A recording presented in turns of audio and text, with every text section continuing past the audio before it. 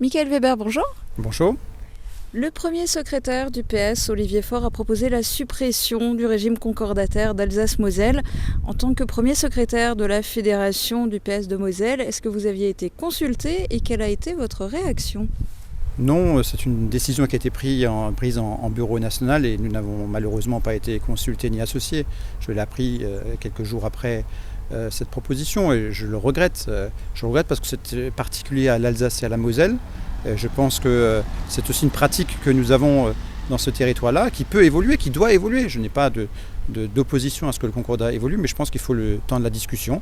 Il faut que nos concitoyens aient conscience de l'impact que cela peut avoir. C'est pour ça que d'ailleurs j'ai proposé qu'il y ait une consultation citoyenne sur l'avenir du concordat dans ces 3 départements.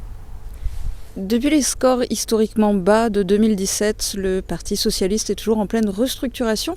Quels sont vos espoirs pour les prochaines échéances électorales et notamment l'élection présidentielle en 2022 ?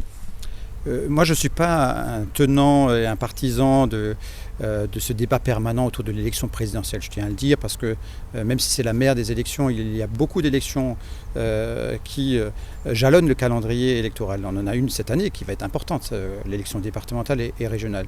Mais j'observe que dans le cas des élections municipales, le Parti socialiste a quand même vu un renouvellement important de génération.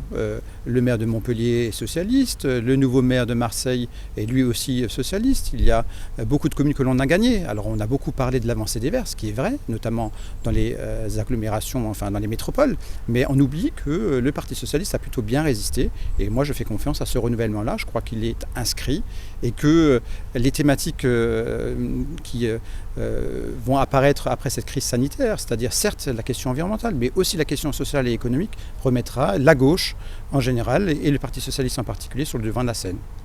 Est-ce que vous serez vous-même candidat en 2021 au départemental, au régional ? La question pour l'instant, il est trop tôt pour la poser.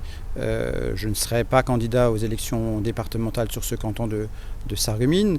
Et quant aux élections régionales, il y a différentes personnalités qui peuvent effectivement incarner le leadership. Moi, je soutiens aujourd'hui la candidature de Dominique Potier, qui est député de Meurthe-et-Moselle.